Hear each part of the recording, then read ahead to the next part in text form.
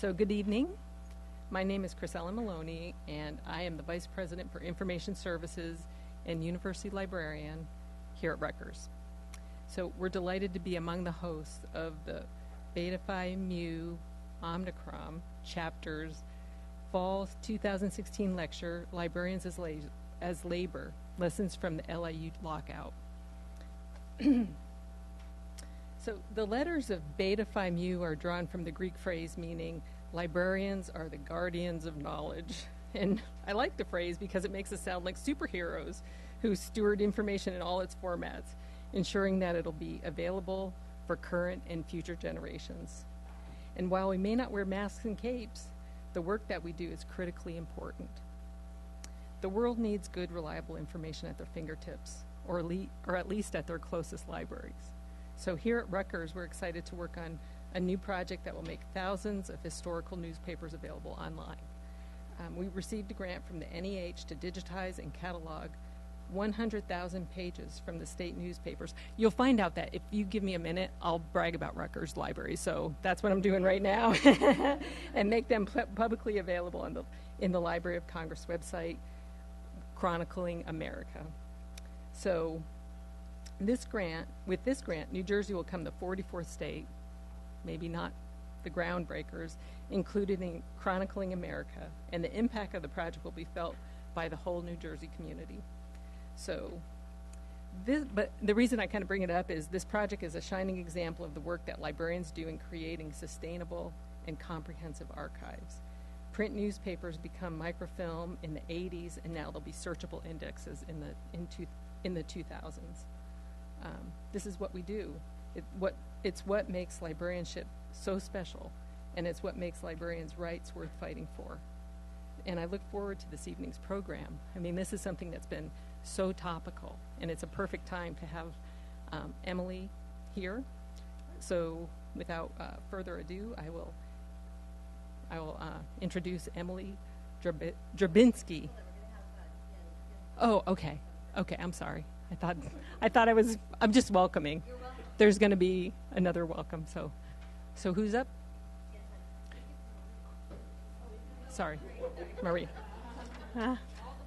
All the welcomes. And that's what I remembered from last time. So I felt like I was supposed to do the introduction. So thank you. Okay, good evening, everyone. My name is Marie Radford. I'm a faculty member in the Library and Information Science Department, and I'm the faculty advisor to Beta Phi Mu. And so I'm really excited. Once again, we have an outstanding speaker for our fall speaker series. And this event takes a village, and it's co-sponsored by the Rutgers University Libraries. Thank you, Chris Ellen, for your support. New Jersey Center for the Book, the School of Communication and Information Alumni Association, the LAS Department, thank you, Ross Todd, who's also going to speak one of these minutes, right? Of course, Beta Phi Mu. And one of the things that we like to talk about in relationship to this fall series is what is Beta Phi Mu, right? So I know that we have a lot of our MI students online. And when I get the microphone and I'm speaking with my hat on as Beta Phi Mu faculty advisor, I like to say that this is this is a national honor society. Think, Phi Beta Kappa and all those wonderful associations. And it is composed of people who are in the top 25% of their graduating class. So not everybody who comes through our master's program becomes a Beta Phi Mu candidate. They have to have at least a 3.75 GPA average, but not only that, they have to demonstrate leadership or be thought of as having a lot of promise in the profession or outstanding research. So what I say to students is, while you're in your Master of Information program here, get involved in our numerous and wonderful student organizations, or get involved with a faculty member with their research, so that when you come up and graduate, you will be invited to be a candidate in Beta Phi Mu. Thank you very much, and I look forward to hearing the lecture tonight.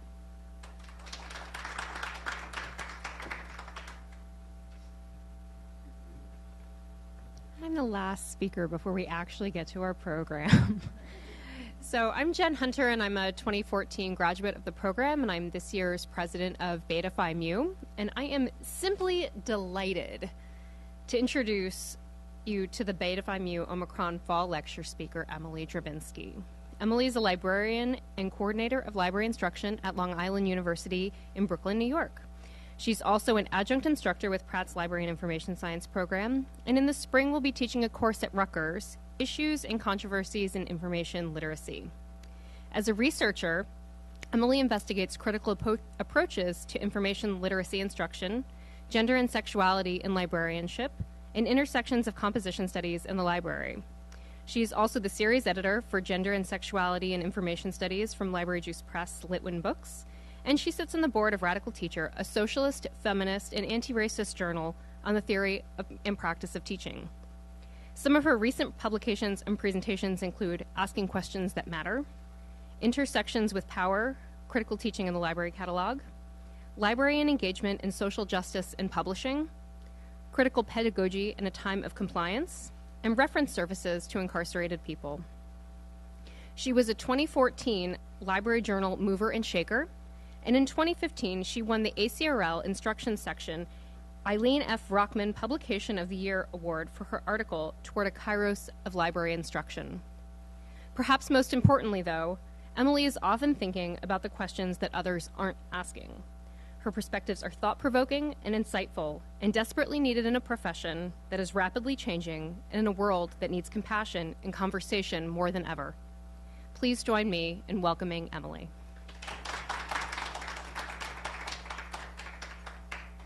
Hi, thank you so much, Jen, for that generous introduction. I'm so thrilled to be here and very grateful to Jen for asking me to join you at Rutgers in the fall. When she asked me, I wanted to talk about my current research project, which has to do with this time of compliance issue. And I had proposed talking about how various regimes of standards and guidelines and frameworks at the professional level produce and distribute power among those of us working in the field. Right, so I have a sort of abstract and analytic sort of project about power that I wanted to do. And then on September 2nd, 2016, I was part of the faculty at Long Island University, Brooklyn, who were locked out by our administration. And in that moment, I understood something else about power, that sometimes it is diffuse and complicated and analytic, and other times it is brute and hard and makes you want to cry a little bit, and certainly makes you want to scream and yell a lot. So I'm grateful for the chance to change my topic a little bit and talk to you tonight about the LIU lockout. Since this is a talk about labor, and because I'm really interested in labor issues, I want to acknowledge the labor of everyone who brought me today. Connie Pascal deserves a special and particular shout out for making sure that I showed up and that all of my logistics were sort of beautifully taken care of. So I have a there we go. I made it work. So I made a PowerPoint presentation, which I'm saying because I almost never do it. So I'm kind of proud of it. It's actually, I guess, in Google Docs. Anyway, so Librarians as Labor, Lessons from the LIU Lockout. So I want to start by talking about how we got from here to here, right? So here I am standing under our Ask a Librarian sign, feeling really cheerful and happy. Most of the time, I'm really cheerful and happy in my work. I love being a librarian. I love connecting users to resources and teaching, and you can see in my face there the pleasure that I take in my work. So how did I get from there to standing out on the street with all of my colleagues in front of the building, yelling, screaming, and holding signs? So some background before we get to the lessons. How did we end up at the lockout? So I am a librarian at LIU Brooklyn. At LIU, the librarians are part of the faculty. So and we are a unionized faculty, the Long Island University Faculty Federation, NYSUT, AFT, AFL-CIO. That union is one of the first private university higher ed unions in the country, and we have a long and storied history of going on strike and battling for what's right. And I'm proud to be, and I've always been proud to be a member of LIUFF. So we, our contract expired on August 31st of this year. In the lead up to that contract, we watched what was happening to the other unions on campus.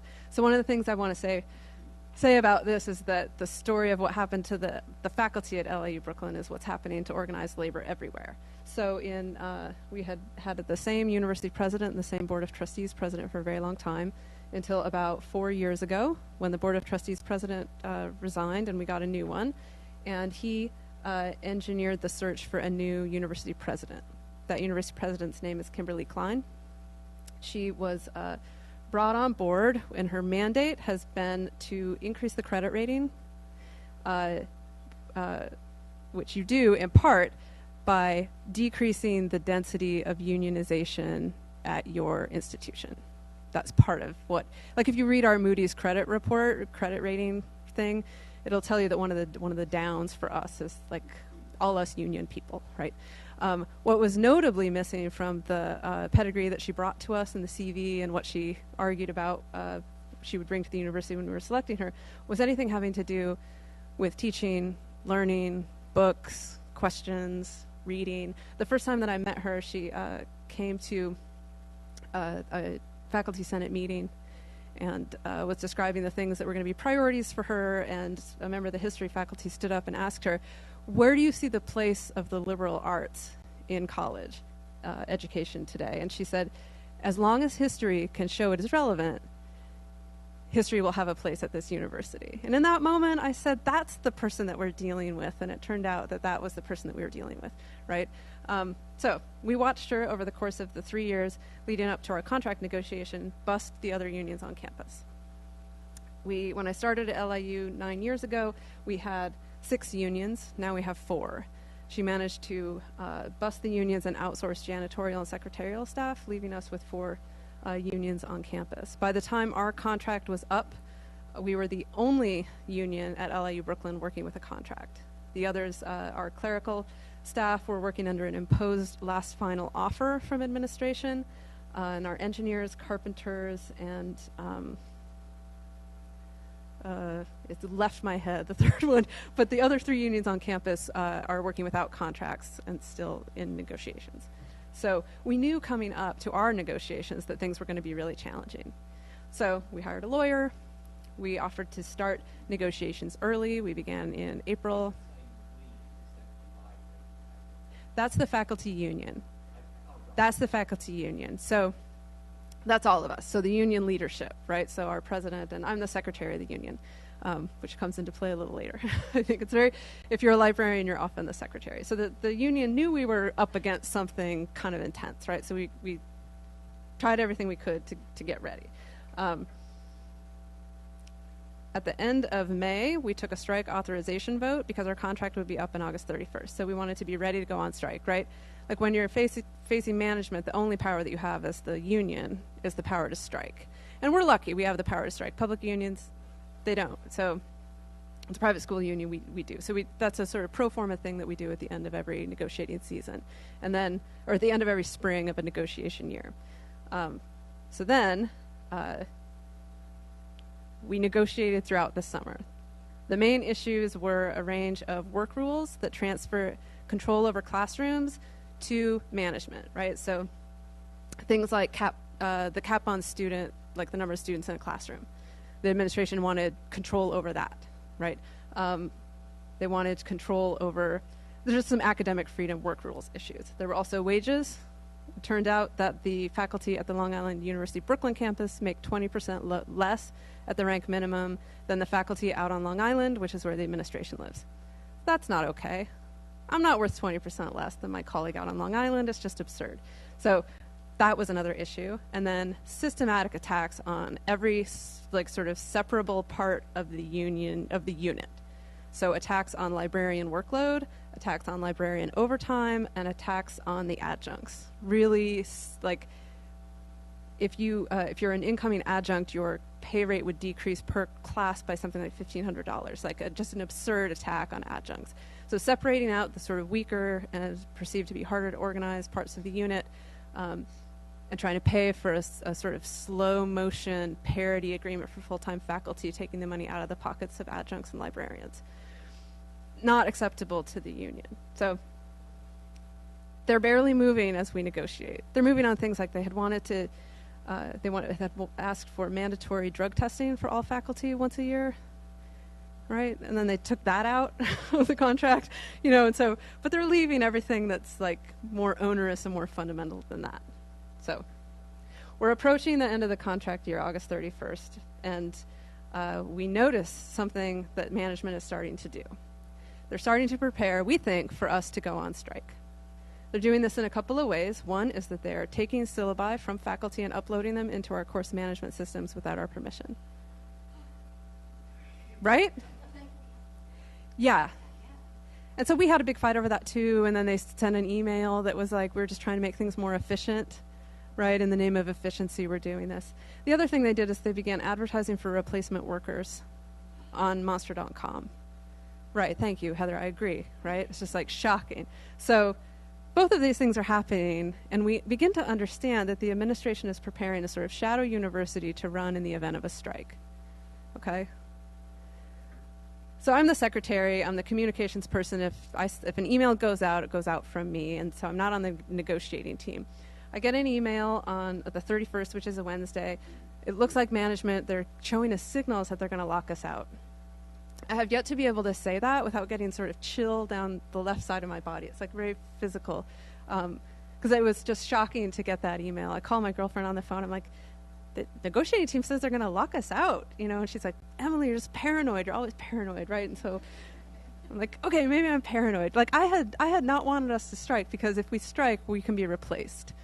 And I was like, this is the kind of administration that would en masse replace us if we go on strike. And everybody's like, Emily, you're paranoid, you're paranoid, you're paranoid. Now, I don't think I was paranoid. So I hang up the phone. I'm like, Emily, stop being ridiculous. And then 2 hours later, I get an email that says they're going to lock us out as of Friday if we don't ratify the contract between now and then. So we had a meeting scheduled for the following Tuesday, the day after Labor Day, where we're going to take an up or down vote on the contract. They're locking us out before that even happens.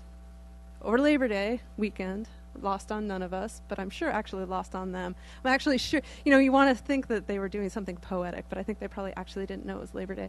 But we can't ratify it between now and Friday. We don't have a meeting on the calendar. And if you're going to lock us out, we're not going to ratify your contract. And we didn't. So we met at a local church on Tuesday for an up or down vote on the contract. We said no. It was very important to us to say no, to say that you can't bully us in this way, right? So we said no. And the administration opened campus on Wednesday with classes running as scheduled, all of them taught by scab labor replacement workers that they pulled off the street, and courses assigned to administrators.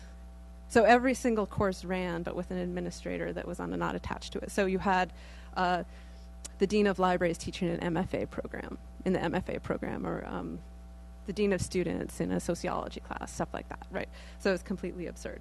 12 days of struggle, the lockout ended, and we were let back into campus on a date that doesn't live in my head anymore, because as it turns out, the lockout feeling isn't over. So it's 12 days later.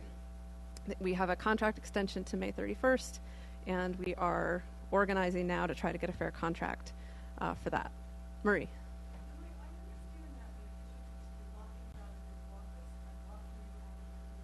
Mm-hmm. Immediately, yeah. Yes, immediately as of midnight on that Friday, we were locked out of our email and locked out of our course management systems. And this is a place, and I don't know if you have experience with this in your libraries, where the IT, if you have a problem with your IT stuff, it's like 2 or 3 months before they can fix it. But they were completely efficient. Like we were like, maybe they outsourced this to some other company, right? Like completely efficient. So that was shut down. Our health insurance was shut down as of the 2nd. Our wages were stopped. We received certified letters with the contract offer and a certified letter with the COBRA on weekend delivery. And I'm getting these, and I'm like, it costs so much to send every single faculty member an overnight certified FedEx letter on a Sunday. Like, they could have given us what we were asking for in terms of salary if they hadn't done the lockout. Like, the lockout costs money. And so that was when I understood that this was not a fight about money. Because if it was a fight about money, we could have come to a deal. This was about power. This was about the administration making sure that we didn't have a union anymore. And certainly not a union that felt that it had any strength. So they locked us out, and they took a big gamble. The gambles were that, one, we would be afraid and say yes to whatever they had to offer because we need our health insurance, and we do. We had members who were sick, members who were pregnant, like members, you know, like I could get hit by a car, you know, just walking down the streets in New York. You know, it's a dangerous place. Anyway, so that, like, they thought that that would happen, that we would fold. The other thing they thought is that they could run a university without us, that they could put anyone in the classroom and that students wouldn't know it. So those were the two gambles that they made, and they were wrong on both counts, and I'm proud of us for standing strong and showing them that that's true. So that's sort of the story, the basic outlines of the story. So I'm keeping an eye on time. I could rant for a very long time, but I want to get to sort of the lessons that we learned. So the first lesson that I learned is that in a labor struggle, there are two sides. There's management and there's labor. Most of the time, power is diffuse, power is complicated. We can talk about shared governance at a university level. At the moment of a lockout, you're either with us or against us, right? There's management and there's labor. So you know faculty librarians. We're fractious. We disagree about everything. You have to have a hard timer, hard out on those faculty meetings. You're going to be in there all day. Management is the best organizer. They locked us out and they instantly produced a unified, protected class of worker that was like completely bent on beating them, right? So it was like, I've never been in a group that was as united as that. So that was really kind of amazing. I also learned that management, they are also tied together just as much as we were, that the ruling class is really quite entwined. We learned as we sort of did our research on trying to understand the board members who backed this decision and the president who'd made it, we learned that the president's husband was the divorce attorney for the board of trustees president in like a kind of scandalous divorce that had involved like sex with another woman in his office, right? Like it's like you're watching a sitcom, you know, but I could see that the ruling class, like their affiliations and affinities with one another are as tight as ours are and were in that moment and continue to be to each other. They're two sides. It's been difficult to come back because management thinks that they're both two sides, that they're like, that each side has like an argument and a role to play in what happened.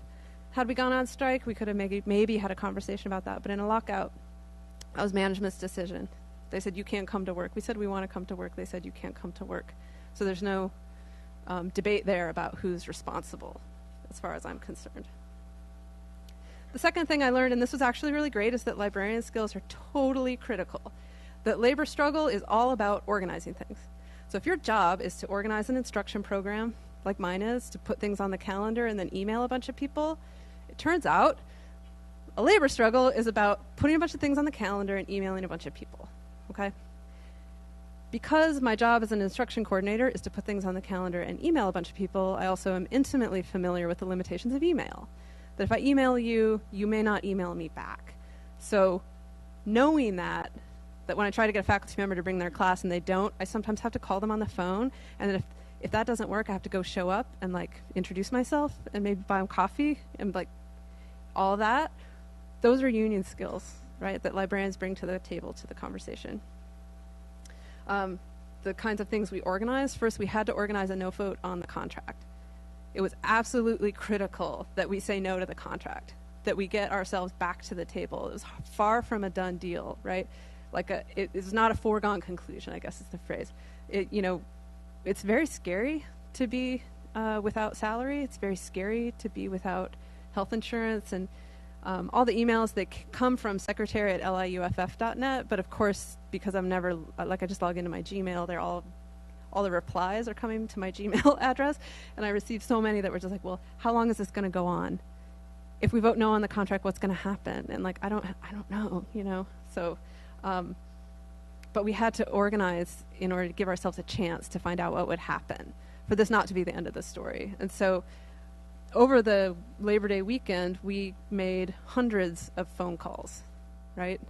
Working from a database of names and phone numbers and email addresses that I had been building and we had been building over the course of the year, right? And we were able to organize 95% of the people to vote no on the contract. So that was really great. Yeah. So totally critical. Working in the library, you'll be useful if this happens to you. The third thing I learned was that solidarity means everything. And I meant to start with a shout out of solidarity to our colleagues at the Association of Pennsylvania State Colleges and Universities who are on strike today. It's a really scary thing to be on strike and to make that big move and to stand up to power in that way. And so our union sent a letter of solidarity to them today. So the solidarity that we heard from that we got from other unions and from other organizations was incredibly meaningful. You almost never get to have a feeling, that feeling, I don't know, have any of you been in a strike situation? Yeah, that feeling of solidarity, there's nothing quite like it, knowing that other people stand with you and see your struggle, and capitalism doesn't give us a lot of opportunities to connect with each other in that way. And so it was really, that was one of the good things, one of the good affective things that came out of it. We received solidarity statements from other unions and faculties across the university. We just got one today. I got it on my phone as I was on New Jersey Transit from the University of Ottawa. It was just incredibly meaningful to get it and to know that they were still standing with us. We experienced incredible solidarity from students, and we continue to.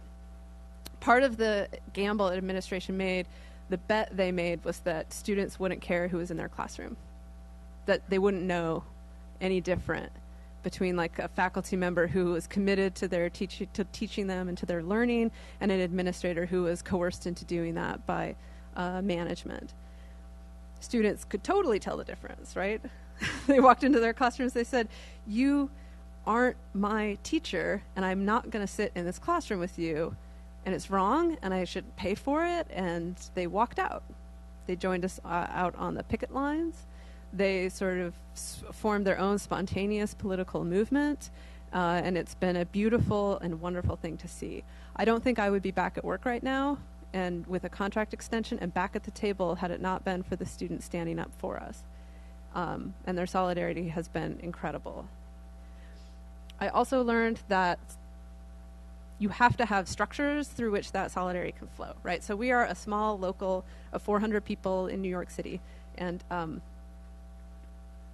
the support that we received from our national union, NYSUT, the New York State Union of Teachers, United Teachers. Anyway, you could Google it, right? You're librarians. NYSUT and from AFT Higher Ed was absolutely essential. They simply have structures for communicating to other unions and to the press and to the media and to the State Department of Education about union struggle that we didn't have down here. And so I understand for the first time how essential and important those union structures are, and am grateful to now know that they're there and look forward to activating them. We activated them yesterday when we had an action at the Board of Trustees meeting, and so that has been critical. The fourth thing I learned is this. I tried to, Alyssa Picard was our representative at AFT Higher Ed, or the person that we sort of worked with on this. And I remember having a phone call in the early days when she warned me that developing and maintaining an adversarial relationship with power is emotionally difficult. It is hard to stand up against people who have more power than you. It feels bad, right? It's really scary. So we had an action yesterday. The Board of Trustees were meeting. They moved their meeting at the last minute from from Long Island to Manhattan at the Cornell Club, I think trying to avoid us, and in part. And so we had to sort of go chase them down and then stand on the street waiting to be able to shout at them and talk to them and try to tell them what was happening to us. I'm not sure how much the board members are aware of what the lockout has done to the campus. Having those conversations, I stood there yesterday wanting the president to come down while I was still there before I had to go pick up my kid, and wanting her not to come down, because if she comes down I have to look at her and tell her how I feel, right? And so that's hard. It's been really hard to return to campus and have to see every day the people who carried out the lockout, the people who facilitated it, the people who taught our classes for us. That's been really challenging. I'm angry a lot, which is not the best feeling. I saw one of those like silly Facebook memes that people share, the like inspirational quote on a pretty picture, right? And it was like, when you feel anger, you lose 1% of your life, but a laugh gets 25%, right? And it's like, normally I would think it was silly, but the way that the anger has been eating at all of us has really gotten in the way of the pleasure we're able to take in our lives, and that's been that's been tough. What I heard a lot was a lot of my friends saying, make sure you take care of yourself, Emily. And it was very challenging to hear that, because when you're locked out, your hair is on fire. When you're locked out, you don't have any money coming in, and you have no health insurance, and that's true for everybody that you work with. When you're faculty or you're tenured at a place, I have people there who've been working at the university for 50 years, right? This is their home. When you've been shut out of your home, it's not a thing that like a bubble bath or like a donut can really help with. So what I learned is the best self-care in these moments is really has been about staying active in the movement, staying connected and involved, building my ties with my colleagues. So yesterday we were standing out on the street for 5 hours in the heat because it's unseasonably warm. I'm marathon training right now. My legs don't want to be standing up for 5 hours if it's not like towards that goal. It's very hot and I'm scared and all of that. And the cops come, right? Because like the cops, it's their whole job to keep down working people, right? So they're there with private security. I'm watching them like talk to each other about how best to protect capital in this moment. It's such a bummer, you know, it bums me out about American history. But then I'm standing there and I see Claudia, who I spent, 12 days with pretty much constantly from the moment I woke up to the moment I went to sleep. We were either with each other on a picket line. We were at a meeting trying to figure out what the picket line should look like tomorrow, right? We were on the phone. We were texting. And now that we're back at work, I don't see her very much. And I feel sad and depressed. And it was really wonderful to see her yesterday out on the line. So I think when we talk about self-care, and I see a lot of these conversations happening in the library field, I think we really need to talk about how much it means in terms of taking care of yourself to locate the sources of your own power, both within yourself and collectively, and to build those, which has been all about doing political work for me in the last 6 weeks. The fifth lesson, and I think it's an important one, is that you're going to win. We're going to win. So you just don't know what will get you the win. You have to know that you'll get the win, and you just have to keep working until it happens. People are like, well, when is this going to be over? That was like the question everyone would ask me. When is it going to be over? Like, I don't know when it's going to be over, but I do know that I'm going to do whatever I can to try to get it to be over faster. People also like, what was the thing that got it for you, right? Like, what is the thing that ended the lockout? And I think you have to, what I learned is that you really have to attack the problem from as many directions as you can. So we had student actions on our side. We had the press. I wonder a lot about what would have happened had the lockout happened to a small school in Idaho where I grew up, if it had happened in Pocatello, Idaho. Instead, it happened in New York City.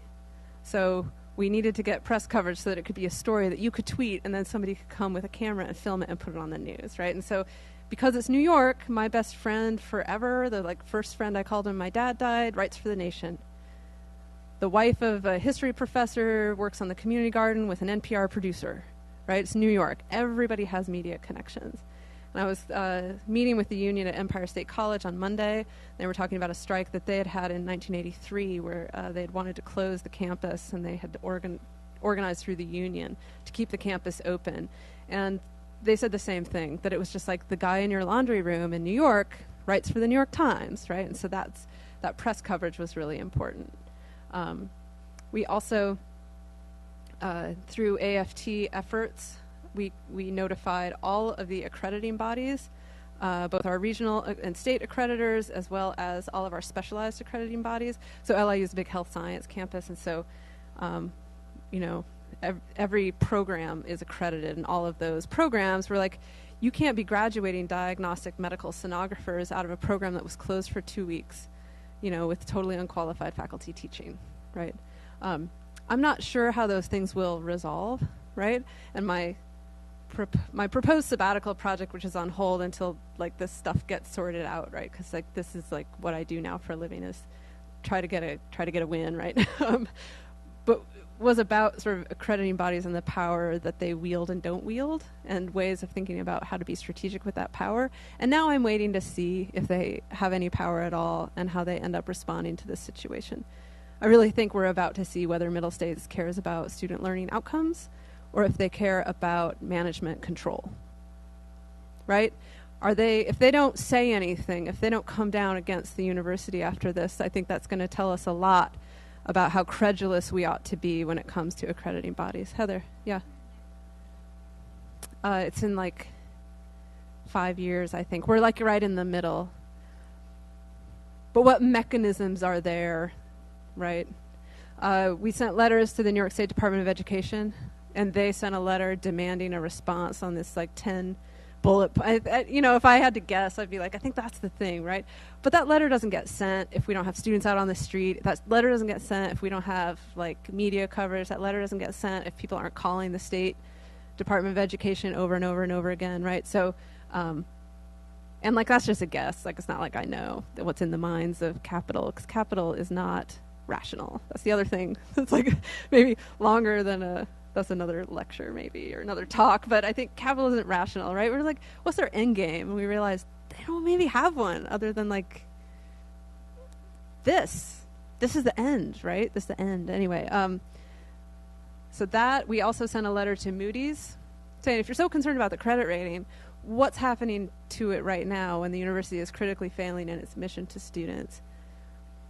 The sad thing is that the lockout really did a number on the university. Enrollment at the Brooklyn campus is down 8% this semester, and we have been holding steady or even slightly up for the last 10 years, which is like not common at private universities like us. And so that big of a drop, I think, is attributable in large part to the lockout, what the lockout did to students who were like, I can't, if that's the gamble you're going to make on my future and my education, I can't make a gamble on you. And I don't fault them for making that decision. But so the actions, I think, have to be diffuse, but they all have to be organized towards a single goal. I also, you know, the goals sort of change and are different. And one of the things I learned is that you're not going to get everything in one battle, right? So we were able to sort of conceptualize our fight as first getting our members back to work. It's very hard to fight for something when you don't know when your next paycheck is coming. So we had to get back to work. The second thing we had to do is we have to get a fair contract. We have to negotiate for a win in our contract. We simply can't accept a contract that pays our adjuncts significantly less so that we can get parity over 5 years. It's just like we can't, it's like immoral. We just can't do it, right? It's like wrong. And then we have to get rid of Kim Klein. You know, we can't have her as a president. I was like talking about this talk with my kid the other day, and I was like, Oscar, I gotta come up with like some lessons learned. What do you think are lessons learned? And he said, what is a lesson learned, right? I was like, okay. Then I explained what a lesson learned was, and he said, oh, Kim Klein should not be president. And I was like, that's totally it, exactly. If even an 8-year-old can get it, like when is the Board of Trustees gonna get it is my question, but I don't know. And then the other thing about that is that when you get a win, you have to celebrate the win. So we won the right to go back to work. What we didn't win was being made whole on our salary.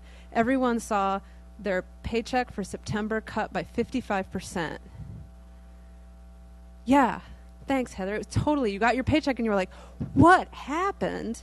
And then you're like, oh, they locked us out, right? So they went into our pockets and they stole all this money. And so people are like, well, this doesn't feel like a win, right? Like, we don't have a contract. Kim Klein's still the president. We still have the president of the Board of Trustees. So the fight is really ongoing. We didn't win everything, but we won something. Oh, no.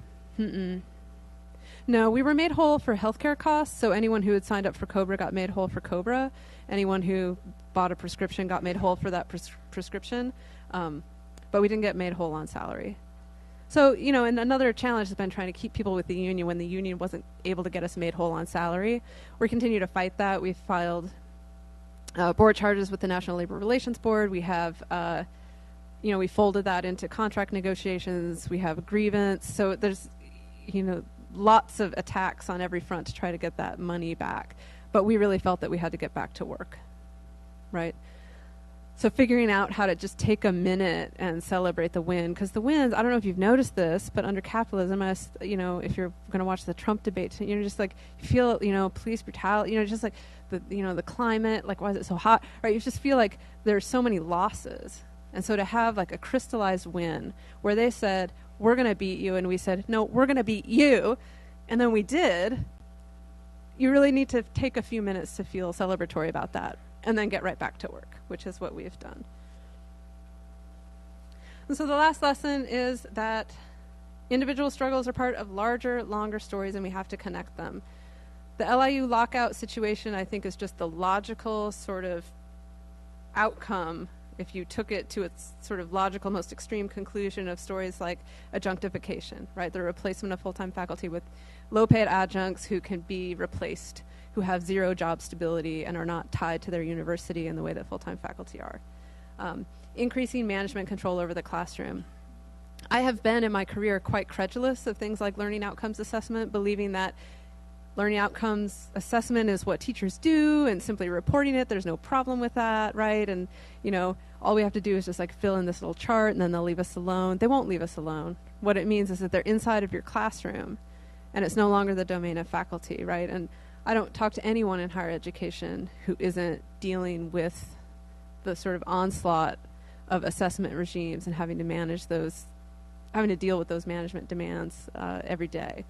I think that's about transferring control over learning from teachers to management, which is what happened in this like really extreme black and white way during the LIU lockout. With the striking workers in Pennsylvania right now, I see that there are bigger faculty union sort of movements. I know that the UC system just fought and won big raises in their contract. The CUNY faculty went 6 years without a contract, just got a win for that, but they only got 1 year of contract and they're right back to the negotiating table. And so making connections sort of both through solidarity and through planning and trying to figure out modes of attack that take on the bigger problem rather than just the sort of individual campus by campus issues that we're facing. I'm not sure how we do that. I'm not sure how to make union stories and labor stories the kinds that we tell more often and often enough that it becomes sort of part of the local conversation. Like, it's striking to me how hard it is to get people to come to a union event, right? And I think that's because we don't have a sense of labor as a thing that we can organize around and a thing that's really politically important. And so telling those stories is, I think, a big part of what we need to do next. So those are sort of the lessons that I've learned from the lockout. It's striking to me because, as Jen was talking about my other work, it tends to be pretty analytic. I take a very long time to write anything. I try to have like a big, complicated thought. And so this is one of the first times that I've talked about something that is not, that I don't have really a handle on yet. I feel very much like I'm still in the middle of the story, and I'm really pleased to get a chance to share it and to take any questions that you might have about what happened. It's all I want to talk about. So please ask me anything. Thank you.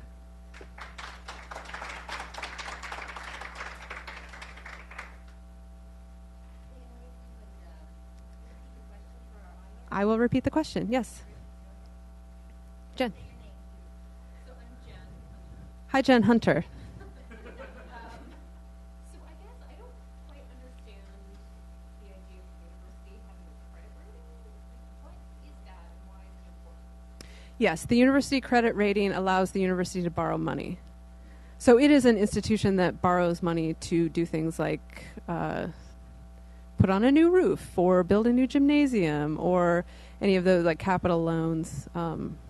Yeah. So that's the credit rating of the university. The president is claiming that it's harder for them to borrow money at, say, like a good interest rate. Exactly. If all these Is it harder to borrow money at a good interest rate if all of these unions exist because of the credit rating? I mean, she hasn't come out and said that, but the credit rating, like if you read our report, it's like, ooh, many, many unions, right? And so she has done a number of things to try to improve the credit rating. One of the things she did was transfer $30 million from the operating budget to the endowment, because a higher endowment improves our credit rating also. But you know what an operating budget is, right?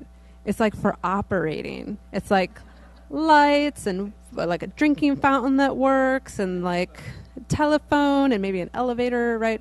So when she did that, what she cared about was like this abstract thing called a credit rating, but what she didn't care about was like we have this enterprise called a university that she seems to not know that she's involved in.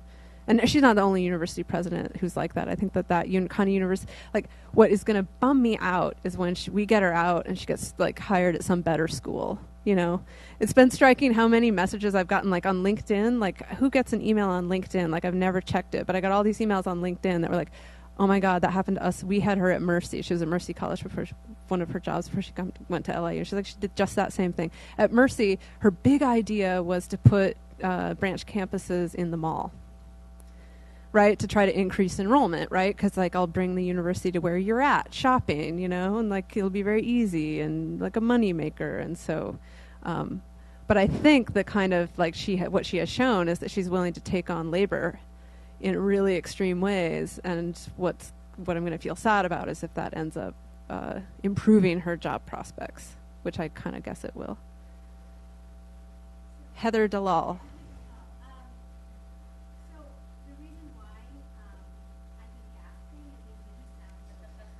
The reason why I keep gasping is because it just sounds so close to home for us. Yeah.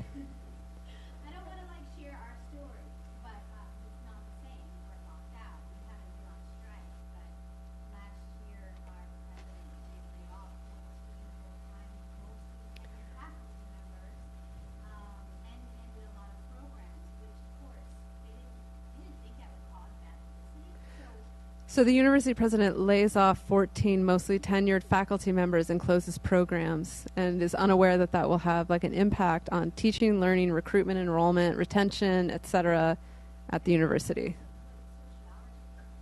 She cut sociology. Yeah, the languages are really under attack. Yeah. Yeah.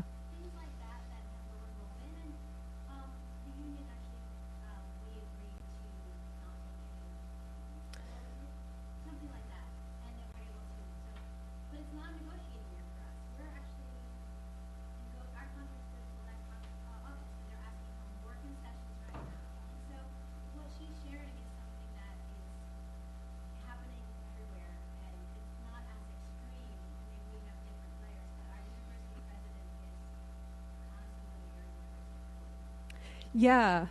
Yeah, I mean, I think that there are a lot of them out there. I think, you know, we wanted her to just be a singular bad actor, but from what I hear, there are lots and lots and lots of university presidents doing this kind of stuff. And then our university president was new.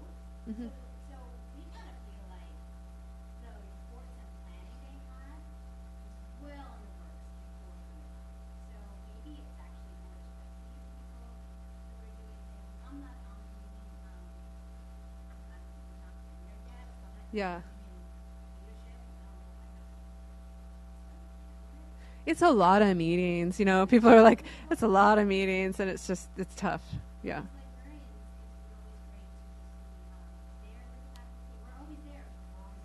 Yeah. Yeah.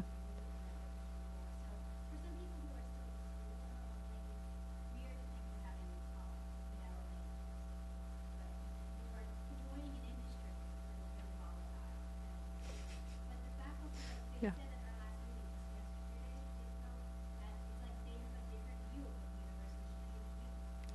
Yeah, yeah.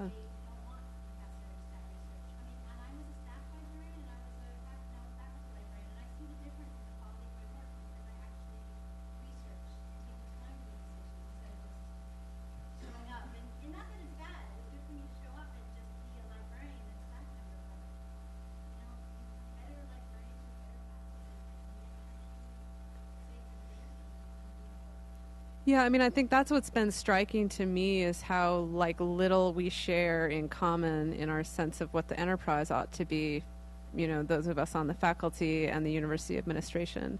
So we're in downtown Brooklyn in 2016. So I would think you'd be pouring money into, like, so we have a business school. So that business school should be, like, pouring money into how to make, like, your artisanal, like, yogurt shop go, like, national, right? Like, but instead, we have a Center for Entrepreneurship staffed by the president's daughter-in-law.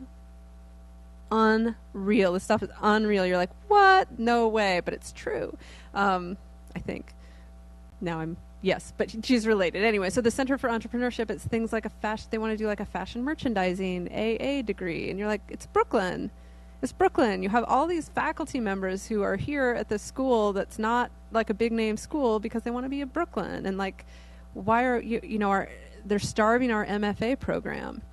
I'm like, we have like actually some of the finest experimental poets in contemporary poetry, I hear, and that's like the program that the faculty would say, oh, let's pour money into that, but they never asked us. Instead, they just have defunded that program. They can't get students, and it's just, they don't care about teaching and learning. They imagine that teachers are fungible, that students are, just simply buying a credential, which even if they are just buying a credential, like, they deserve better customer service, right?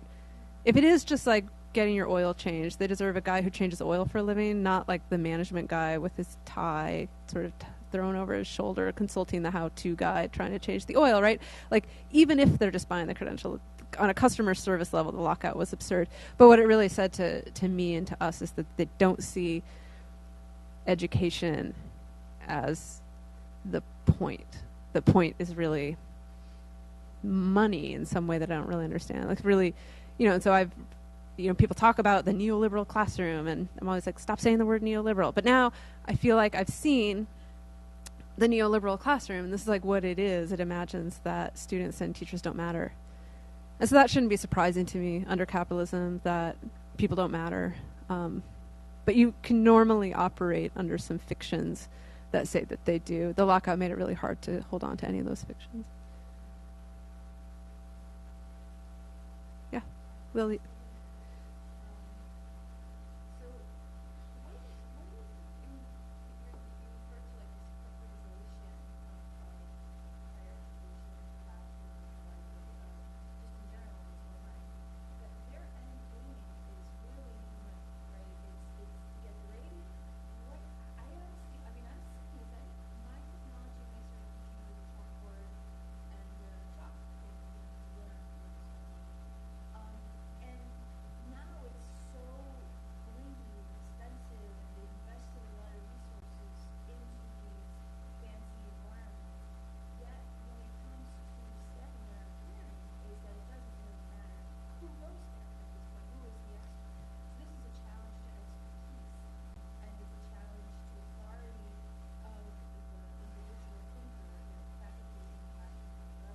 Yeah, so Lily is noting that her question is sort of about the overinvestment in, or maybe it's an overinvestment in things like technology in the classroom and less investment in the expertise of the teacher using that technology to teach.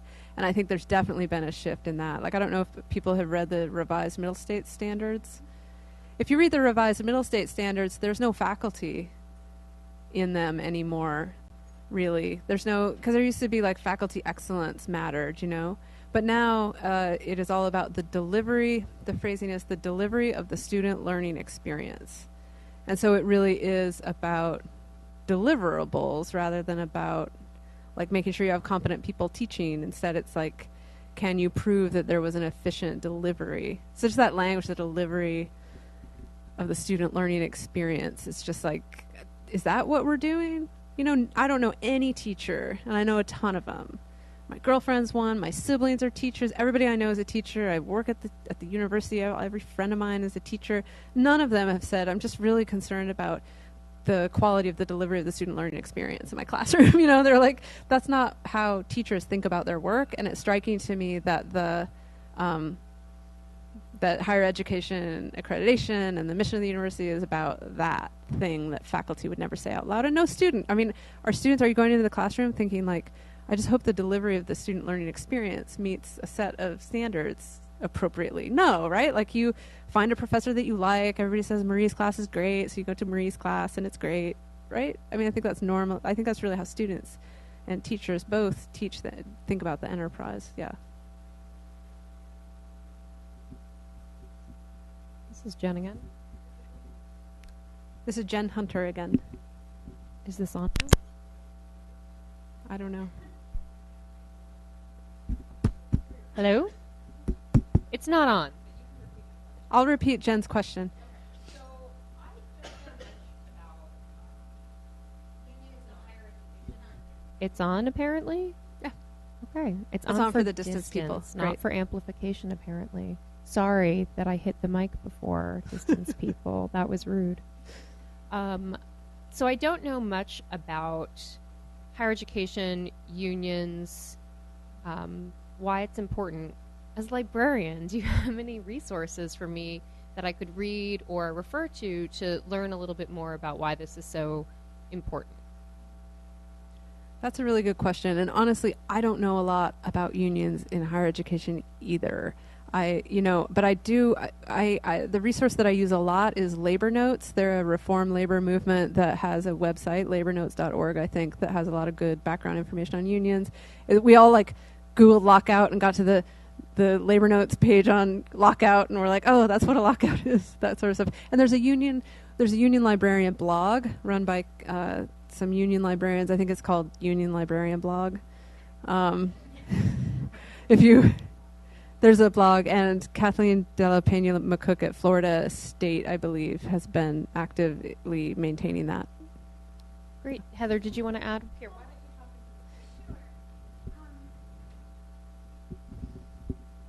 So, to talk to a microphone that I don't hear my voice.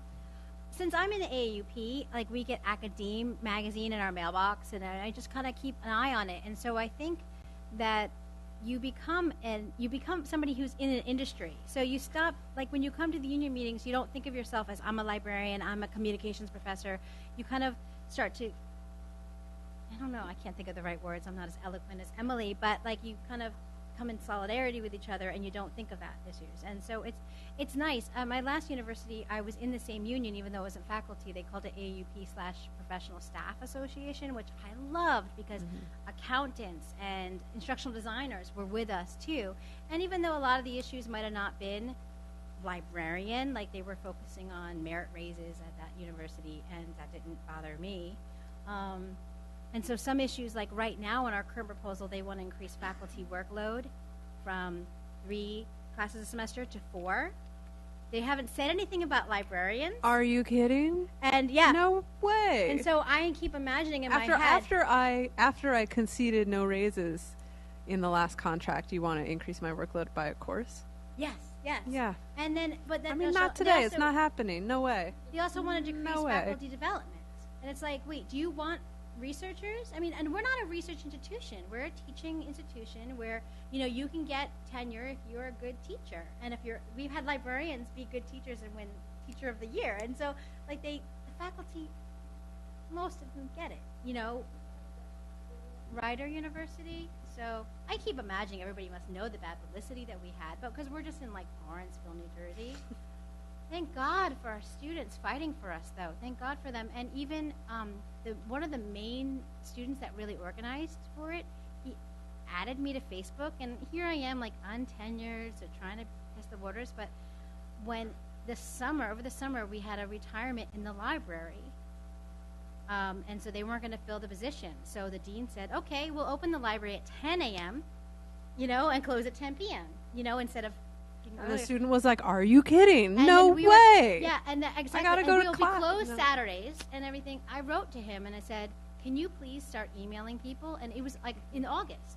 So thankfully, the provost was inundated with messages before the semester began. And so only a few students knew of the issue because the library, we didn't want to look bad. So, this will trickle down into libraries in that case. And I keep wanting to know, what did they do to your workload? Because they haven't said a word about ours, so we keep hoping we'll stay under the radar. But what if they increase our work days and then say, oh, well, we don't need as many of you, not realizing that Melissa's work and my work are completely different, and I can't do her work. Please don't make me do her work, Yeah, so the librarians at LIU have a 165-day inside the library workload, and then the remainder of our time is research leave and release, right? Release time. 165. We have 205. Yeah. So our administration knows that, and they let us know that all the time, that we have a workload. But you heard what Jen said about my publication record. That's facilitated by my workload. The material conditions of my labor enable other kinds of work, right? And so that's important. No, I agree with you. And I actually get to, I applied for fellowships, and so I got to reduce 20 hours. And there's some days where I show up to work and I just shut my door and I work on my article. Yeah. And then there's times that I'm working on my presentations for class at home. So, I don't think... Yeah, but in the last contract, we were at 150, and we gave 15 back up to 165. This contract, they want another 15. They want us to go up to 180. And so you know, they just want systematically to take 15 more days from us every contract negotiation. Do you worry that they might say, well, then we don't need as many of you? Yeah, I mean, that's why they're doing it, so that they can deny other kinds of labor requests. You know, you don't need another line, we got those hours. Because for them, our hours are infinitely fungible. We're trying to get, like, a new hire to cover, like, evening and weekend hours, and they were just like, but you guys have enough hours if we put them all in a bucket. And, like, as if, like, time was not a material thing that was not infinitely stretchable. Like, we live in space, right, where, like, I have 27 hours to give to the library and I can give them at any time, right? Like, I can't actually do that. And, you know, our time is not, and that's not okay, right? And so we've had to fight that fight. We'll continue fighting that fight. The challenge for me and for us in the library is, you know, we are 13 members of a 400-member unit. And so attacks on us are attacks on a small, like, sort of peel-offable kind of group. And so we've had to be real loud and we've had to be real organized. And there are three librarians in union leadership, a union leadership group of like 15. Like, we're super active because our wages and working conditions are, if we don't articulate them, we certainly can't count on the full-time faculty to articulate them for us. Although we've made a good case, I think everyone at this point understands sort of what our workload issues are. And, you know, we've been absolutely indispensable on the line. We are a highly organized, tight-knit, militant group. We show up for everything. We're always there. You know, I think those librarian skills I was talking about were essential during the lockout, just like being able to push out information. And, like, I had to organize calls, right? So we need people to call other people. I can't call everybody, and I don't want to because I hate the phone. I can't even really order a pizza. I only pick it up if my mom calls, right? Like, I don't want to do that work. What I am good at is, like, here's a list of 400 people. I can dedupe it in Excel, right? Like, you know, and I can, like, carve it up and send bits of it to different people who actually are great at calling people. And then there's that librarian thing where you just, like, get a read on people. You know, like when you're at the reference desk and you get a read, does this person want to spend a lot of time with me? Do they not want to be here for very long? Do they want me to just do it for them? Do they want to have a conversation with me? Like that kind of interpersonal, like, public service skill set that a lot of us have. So being able to assess the leadership of the union, which of these people can really be on the phone a lot?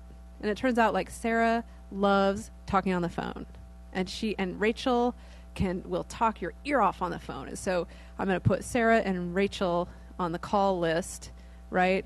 Ed is sort of abrasive and maybe doing something else that's important and valuable, and so he's not going to be on the call list. So, like, that, like, yeah, is the work that librarians are able to give to the union. Will we end up signing a contract that sort of responds to the librarian demands? I have no idea what's going to happen, but I'll be a little surprised if we're able to organize within the union for a win for our smaller segment of the unit. I hope so. In the back? Oh, hi, James. I know you from the internet. Hi. Okay, so I guess my question is, I feel awkward just standing here, but I'm just going to quietly sit. How did, if at all, did the lockout affect the day-to-day operations of the library? Like during the lockout? Yeah. If at all. I mean, I don't know if it just went on, the world went on turning without the actual faculty librarians, or... I have no idea. I wasn't there, Yeah, and fair. you know, administration has not been like that forthcoming. It's been interesting to watch them just not even acknowledge that the lockout happened. You know, certainly no one's been like, "Oh, Emily, let me make sure I keep you up to speed." While we were gone, the director of the library instituted a new food and drink policy without the faculty librarians there. So. And now we're like there enforcing this draconian food and drink policy that none of us, I just would never be like, you can't bring your coffee in here, you know. It's like, so that happened over the break, and I don't think professional librarians would have made that decision, although maybe I'm wrong about that. And we had classes scheduled, and those didn't get taught. Right, of course. You know. Only we have room for one more question. Oh, one more question. Now it's getting late. Thanks for your questions, James. It's nice to meet you. My name is Melissa Hoffman. Did you in the library like take like your lib guides down or anything that you had control over? Because I know you were locked out of your like university accounts. We were like wondering when we thought we might strike a couple of years ago. The library faculty were debating, well, do we take down the resources that we put up because we have the login for that over that, where we don't have control over the library website itself. And that was a debate we were having, like, do we take this away from our students because this is our intellectual labor, or do we leave it up if we are on strike? Man, that didn't even cross my mind, but guess what? It is on my mind right now, which is why we need to have more of these conversations, right? So next time this happens, like if we don't have a contract May 28th, we're all, yeah, I mean, that's a great idea, because like you just don't get my labor if you are not compensating me for it, if you're not compensating me for it fairly in a collectively bargained agreement. So I would definitely take it down for sure. We had a phone tree in advance. So yeah, you got to all have that a work phone we tree. did, we were ready for it, and we Yep. just didn't strike like the day before. But that infrastructure's still there. You can just like turn it on. So what's great is that like we built a lot of like last minute urgent infrastructure during the lockout, and now it's all set up and ready to activate and use, and I'm glad about that. Yeah. I hope we don't have to use it. No, it's just like really like such a pleasure to talk to people about the experience, and I'm really hopeful that we'll be able to talk more about it as things unfold. So thank you so much.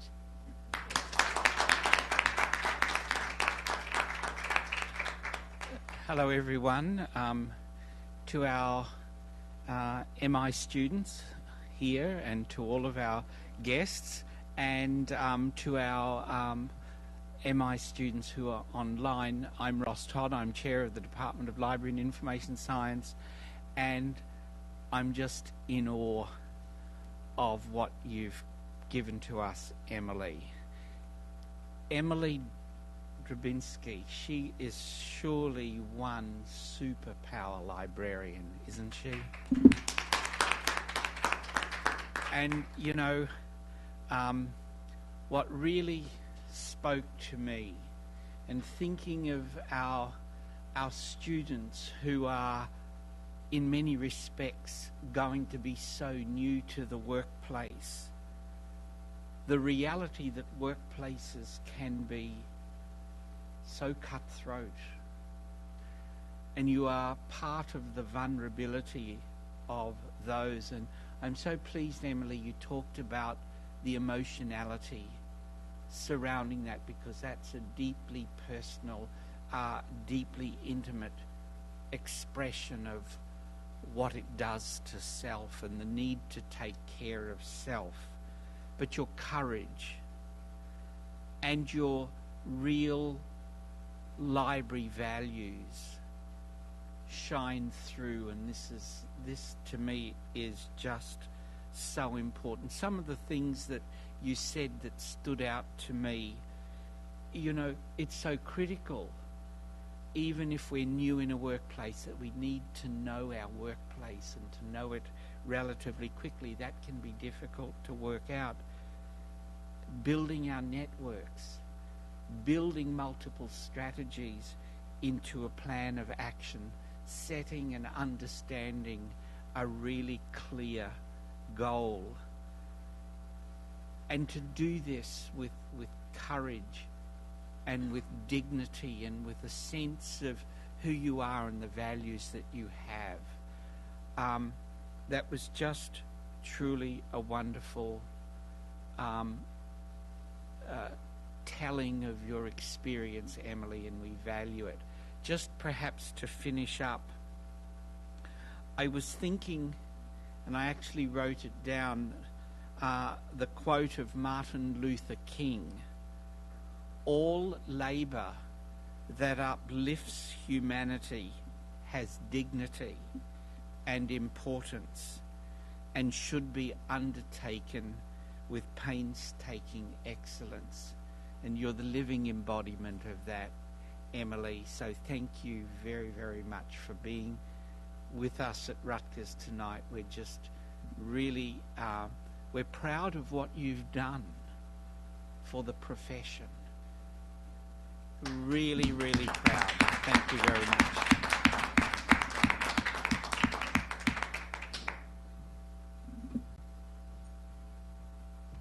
And now it's my turn. I'm Connie Pascal. I'm the instructor for LIS 502. To my online students, thank you for joining us. To the audience here, thank you for joining us. To students, remember, your reflections on tonight's lecture are due within about a week. Yes, there is an assignment. And again, we will be producing a video on this too. So in case for all of those who are watching later, welcome to this. And again, would like to thank Emily for coming all the way from Long Island. It's been a real pleasure. Our next colloquium is November 14th. It's going to be, it's a Monday night, and it's going to be featuring Ann Washington, who is a Sky alumni, and she's going to be speaking on e-governance and digital archives. So be sure to put that on your calendar. And now it's time to go watch the debates. So thank you, everybody, and we'll see you next time.